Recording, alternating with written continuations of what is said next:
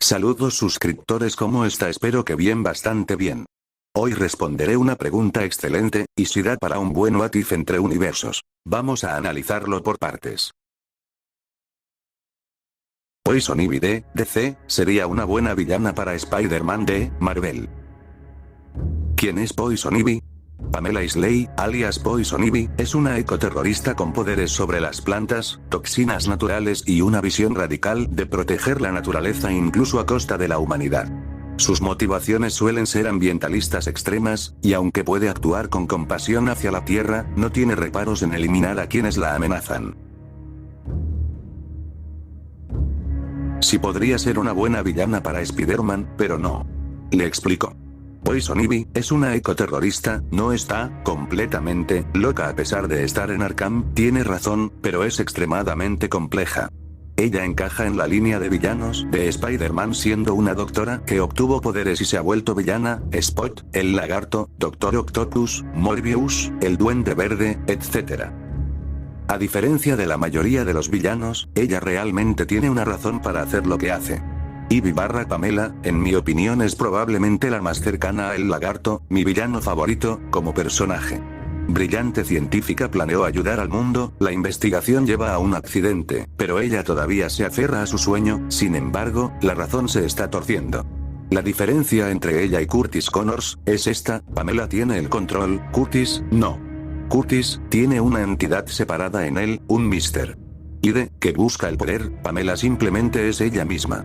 Creo que podría ser una villana increíble por un tiempo, pero en la gala de Spider-Man, la mayoría de los villanos que no tienen una sed de sangre por el insecto tienden a ser buenos. Ejemplos: Venom, la mayor parte del tiempo, Curtis, Morbius, Black Cat, Harry Osborn, Kraven, Prowler, Sandman, Silver Sable, Doctor Octopus, y Kaine. Así que creo que probablemente se convertiría en un antihéroe o una buena chica de algún tipo.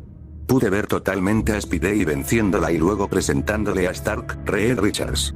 Estos tipos que quieren mejorar el mundo y ayudarla a realizar investigaciones para hacer un mañana mejor. Sorry, love. You're plucked. ¿Por qué Poison Ivy funcionaría como villana de Spider-Man? Contraste de entorno. Spider-Man opera en un entorno urbano de concreto y acero. Ivy representa la naturaleza que ese entorno destruye.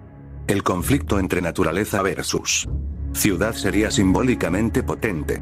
Motivación sólida. Ivy podría ver a Nueva York como una enfermedad para el planeta, liberando esporas o plantas mutantes para reverdecerla. Spider-Man tendría que detenerla sin querer hacerle daño, algo que encaja con su ética. Estilo de combate interesante. Spider-Man depende de la agilidad, el sigilo, y la inteligencia. Ivy usa feromonas, plantas y toxinas. Sería una batalla más cerebral y estratégica que física. Dinámica emocional. Peter podría sentir empatía por su causa, proteger la Tierra, pero no por sus métodos, creando un conflicto moral. ¿Por qué podría no encajar del todo? Tono y temática. Ivy encaja mejor en historias con un tono más trágico o ambientalista, tipo Gotham, mientras que Spider-Man tiende a historias más personales y científicas. Falta de conexión directa. No hay una raíz, sin juego de palabras, en su historia que justifique su presencia en el mundo de Spider-Man, a menos que se cree una narrativa de experimento científico o empresa, Oscorp, Alchemax, etc. que la vincule.